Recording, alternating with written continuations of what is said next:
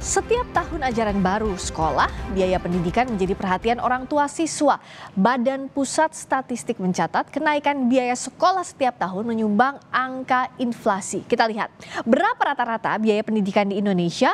Kalau dari data BPS, saudara, ada peningkatan rata-rata biaya pendidikan setiap tahunnya. Di tahun 2021, rata-rata biaya pendidikan sekolah dasar adalah 3,24 juta rupiah dan meningkat menjadi 3,32 juta rupiah di 2022. Sementara untuk tingkat SMP, rata-rata biaya pendidikan pada 2021 adalah 5,59 juta rupiah. Di tahun 2022 meningkat menjadi 5,71 juta rupiah. Lalu bagaimana dengan tingkat SMA? Ada peningkatan dari 7,8 juta di 2021 menjadi 8,1 juta di 2022. Untuk menyelenggarakan pendidikan yang lebih berkualitas, pemerintah pada 2022 menyisihkan anggaran hingga 574,9 triliun rupiah. Sementara di tahun 2023 meningkat menjadi 612,2 triliun rupiah. Lalu apa langkah yang harus dilakukan agar bisa menahan laju peningkatan biaya pendidikan? Kita akan bahas setelah tayangan berikut ini. Badan Pusat Statistik BPS mencatat biaya pendidikan dari tahun ke tahun terus meningkat. Bahkan komponen pendidikan, utamanya biaya sekolah swasta, jadi salah satu penyumbang inflasi pada Juli 2023 karena bertepatan dengan tahun ajaran baru. Di mana komoditas utama penyumbang andil inflasi kelompok pendidikan Juli 2023 ini adalah biaya sekolah SD, biaya sekolah SMP, dan biaya sekolah SMA. Yang masing-masing memberikan andil sebesar 0,01%. Dapat kita lihat pada grafik dalam slide ini bahwa inflasi kelompok pendidikan cenderung terjadi pada rentang bulan Juli hingga September, bersamaan tentunya dengan dimulainya tahun ajaran baru. BPS menyebut sepanjang 2020 hingga 2023, inflasi bulanan biaya pendidikan pada Juli dan Agustus cenderung meningkat. Setiap Juli, angka inflasi bulanan kelompok pengeluaran pendidikan sebesar 0,16% pada 2020, 0,18% di 2021, dan 0,34% di tahun 2022. Sementara pada Juli 2023 mencapai 0,66%. Adapun pada tiap Agustus, inflasi bulanan biaya pendidikan senilai 0,57% di 2020. Kemudian 1,2% di tahun 2021 dan 1,85% pada 2022. Sejumlah orang tua mengakui mahalnya biaya pendidikan di sekolah swasta. Namun, masalah zonasi hingga fasilitas yang lebih baik jadi alasan lebih memilih sekolah swasta. Tapi memang tidak memungkinkan untuk mendapatkan sekolah negeri karena masih berbasis zonasi gitu. Sehingga akhirnya pilihan keduanya memang kita harus mencari sekolah swasta dan akhirnya kita memutuskan mencari sekolah swasta yang memang secara akses tidak terlalu jauh dari rumah. Kalau melihat dari perkembangan teknologi saat ini, saya sebagai orang tua melihat di sekolah swasta ini memang lebih banyak penerapan teknologinya ya. Bukan berarti di sekolah negeri itu tidak maksimal dalam penerapan teknologi, namun sekolah yang saya pilih di sekolah swasta ini tidak hanya berbasis teknologi, tapi ada mata kuliah atau mata-mata pelajaran yang memang dipelajari secara khusus mengenai misalnya desain grafis, teknik informatika, aplikasi-aplikasi terkini, dan lain sebagainya. Pengamat pendidikan Retno Listiarti menyebut seragam, buku, sampai uang gedung menjadi faktor paling besar naiknya biaya pendidikan di sekolah swasta. Retno menilai pemerintah sebaiknya mengintervensi guna meredam kenaikan biaya pendidikan, misalnya dengan menambah sekolah negeri. Inflasi ini disumbang ya oleh sekolah swasta, itu sesuatu yang sangat wajar karena memang pemerintah daerah terutama belum mampu ya menambah jumlah sekolah negeri. Pendidikan merupakan bagian penting dalam pengembangan sumber daya manusia.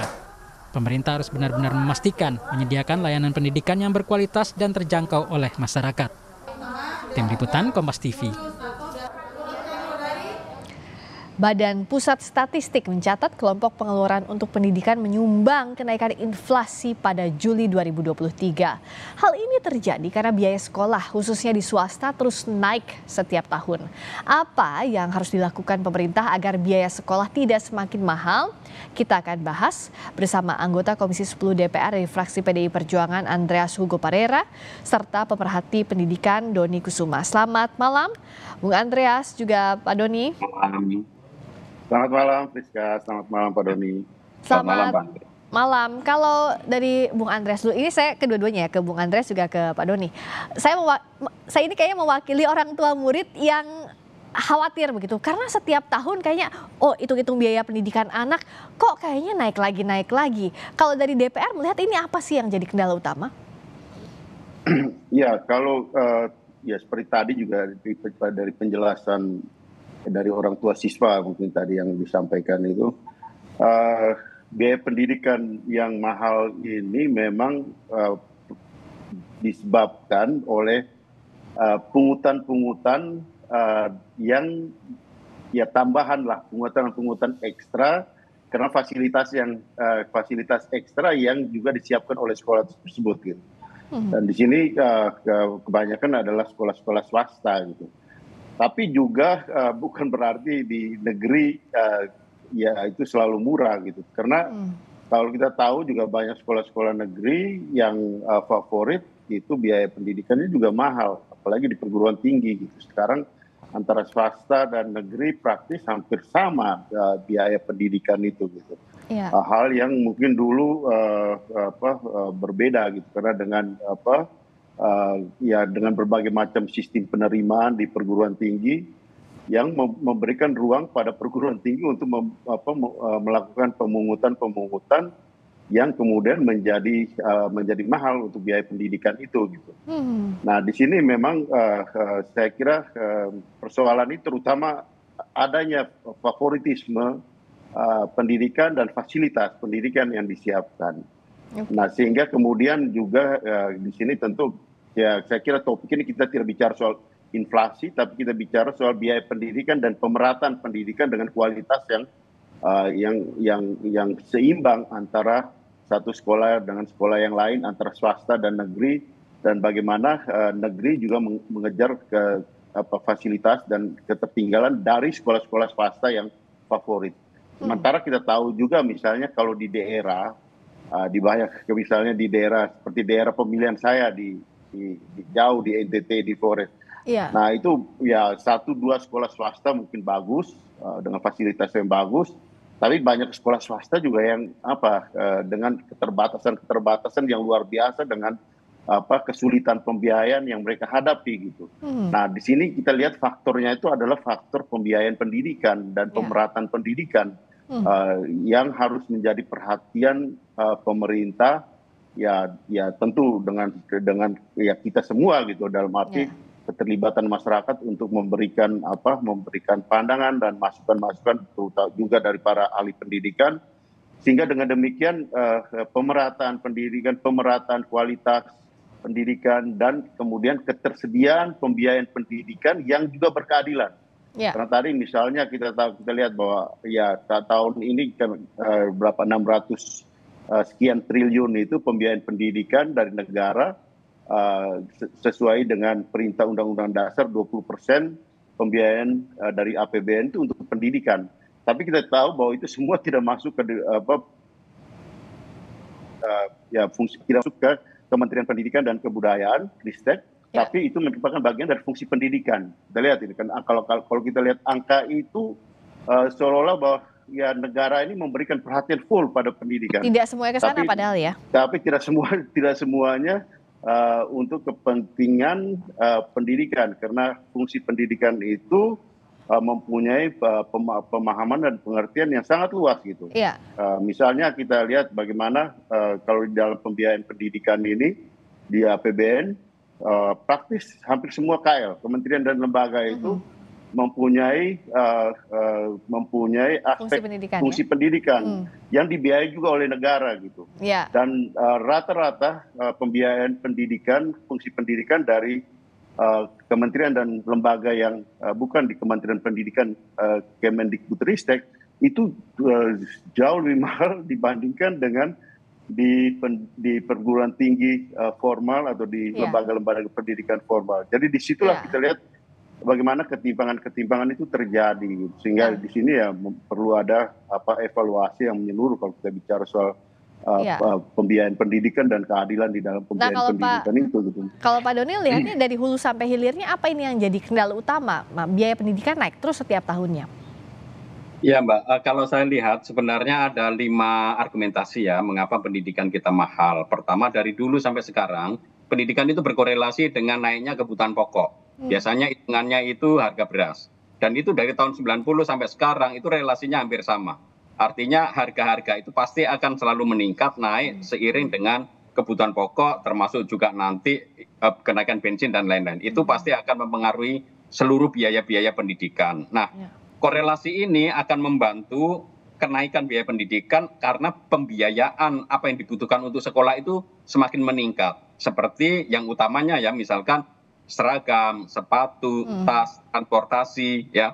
Dan apalagi dengan kebijakan kementerian ini yang memberikan kebebasan pemerintah daerah untuk membuat seragam yang macam-macam, ada seragam adat, itu akan semakin berat lagi. Apalagi kasus di Jawa Timur misalkan ya, satu sekolah itu bisa sampai 3 juta, 4 juta hanya untuk membayar untuk uang tahun ajaran baru, termasuk seragam, topi, lalu sepatu, kaos, ya, dan lain-lain, termasuk itu ada pakaian adat. Nah ini kan pakaian adat kan itu sesuatu yang tidak murah ya, dan seragam itu dulu zaman saya kan hanya 2, seragam sekolah nasional dan pramuka saja sudah itu selesai. Tapi sekarang itu masih ada seragam sekolah yang khas, lalu ada seragam adat ya di pemerintah daerah, itu menjadi mahal. Lalu kemudian yang ketiga, pembangunan renovasi sekolah-sekolah. Jadi sekolah-sekolah swasta itu kalau dia membangun, merenovasi kan juga dana dari masyarakat, maka biasanya dibebankan kepada orang tua murid baru.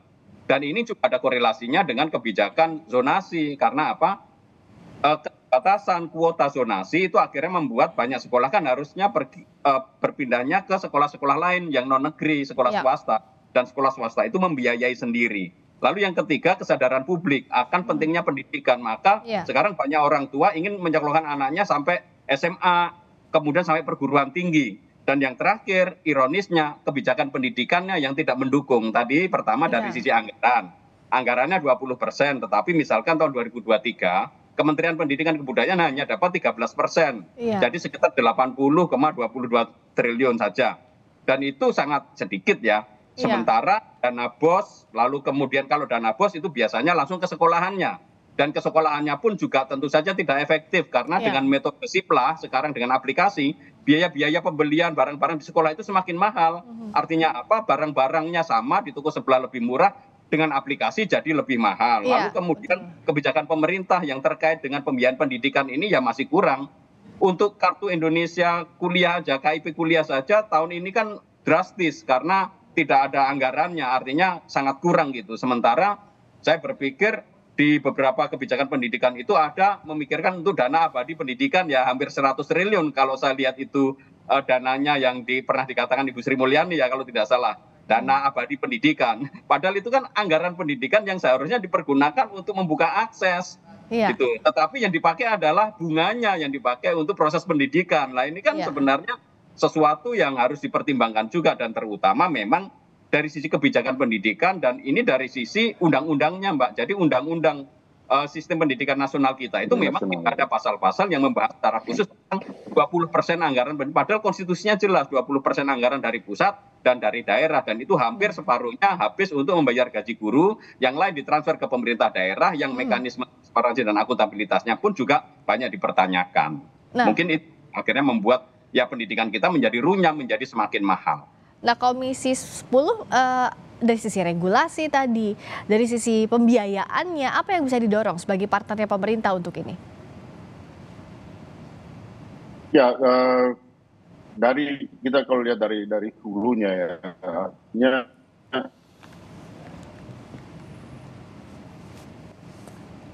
Bung Andreas? Tadi jingkol pada, halo? Tadi sempat terputus Bung Andreas. Nah sekarang ada lagi suaranya, silakan dilanjutkan. Ya, dari hulunya kita bicara soal ya ada rencana untuk melakukan revisi terhadap undang-undang Sisdiknas ini. Nah, sehingga penting juga di situ satu aspek yang khusus membicarakan soal itu tadi hal yang berkaitan dengan pembiayaan pendidikan. Perintah dari Undang-Undang Dasar. Saya kira ini satu poin penting sehingga dengan demikian juga menjadi lebih efektif di dalam pembiayaan negara, tanggung jawab negara di dalam pembiayaan pendidikan. Kemudian juga kalau saya perhatikan memang secara umum mapping terhadap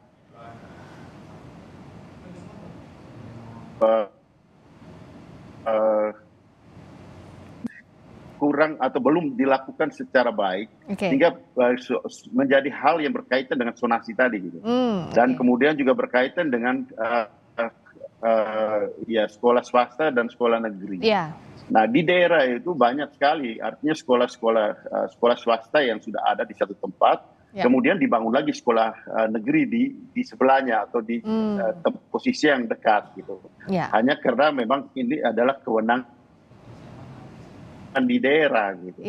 Nah, ketika bupati atau gubernur ketika di dalam kampanye mereka menjanjikan itu, kemudian mereka membangun itu dengan pertimbangan ini sekolah negeri. Nah, kalau dari Pak terjadi eksodus gitu, artinya orang berlomba-lomba ke sekolah negeri. Ada sekolah yang kekurangan siswa, ada sekolah yang kelebihan siswa. Nah, ini juga menyebabkan ya ada wilayah daerah yang sekolahnya mahal, ada yang menjadi orang berlomba-lomba ke sekolah negeri. Sementara kalau kita mendukung sekolah-sekolah swasta tersebut, seharusnya ini bisa teratasi baik dari aspek kualitas maupun aspek pembiayaan pendidikan gitu. Nah, sehingga satu hal yang penting juga adalah mapping terhadap sekolah-sekolah yang ada di seluruh Indonesia ini. Baik, terakhir Pak Doni, jadi singkat saja, tapi apa yang bisa dilakukan dalam jangka waktu dekat ini? Karena kan tahun ajaran baru ini semakin datang dalam waktu yang singkat begitu. Ya, kalau dalam jangka waktu dekat, tentu saja kalau dari sisi pemerintah perlu dalam proses penganggarannya ya, karena penganggaran pendidikan ini ada di kementerian, lebih baik itu untuk KIP dan Kartu Indonesia untuk anak-anak kuliah itu diperbanyak. Jadi ayolah kita berikan akses kepada masyarakat untuk bisa mengakses dunia pendidikan. Lalu kemudian untuk yang jangka yang agak jauh ya, menengah, itu artinya bagaimana pemerintah daerah dan pemerintah pusat berkolaborasi untuk membereskan PPDB berbasis zonasi ini. Karena pendidikan ini kan sudah menjadi urusan konkuren, sehingga itu menjadi fokusnya pemerintah daerah. Maka pemerintah pusat perlu mendampingi pemerintah daerah di dalam merencanakan. Dan saya setuju dengan Pak Andre bahwa yang dibutuhkan itu kolaborasi dengan kemitraan sekolah swasta, bukan membangun sekolah-sekolah negeri di tengah sekolah swasta. Ya, itu akan mematikan sekolah-sekolah swasta juga. Caranya seperti itu. Maka perlu kerjasama dan perlu perubahan paradigma lah. Pemerintah harus melihat bahwa sekolah swasta itu pun ijazahnya adalah ijazah negara gitu. Kalau mereka lulus, artinya itu kualitas hasil dari pendidikan sebuah negara. Maka ada keseimbangan lah di situ. Kalau memang tidak ada sekolah negeri sama sekali atau sekolahnya sama sekali tidak mencukupi, tentu saja bisa dipertimbangkan untuk membangun sekolah-sekolah negeri di sana. Tetapi ini tetap butuh komitmen dan analisis yang lebih tepat, karena data-data sekarang itu sudah ada banyak. Sehingga standar yang minimal itu tetap dapat tercapai di daerah. Komitmen ini yang harus dilaksanakan, karena pada akhirnya di akhir orang tua murid juga begitu yang ketar-ketir, ditambah lagi kalau bicara pendidikan ini kan amanat konstitusi, semestinya dijalankan dengan sebaik mungkin agar bisa merata dirasakan oleh seluruh warga negara. Terima kasih anggota Komisi 10 DPR RI, fraksi PDI Perjuangan, Pak Andreas Hugo Parera. Terima kasih juga pemerhati pendidikan Pak Doni Kusuma. Terima kasih, selamat malam Bapak-Bapak.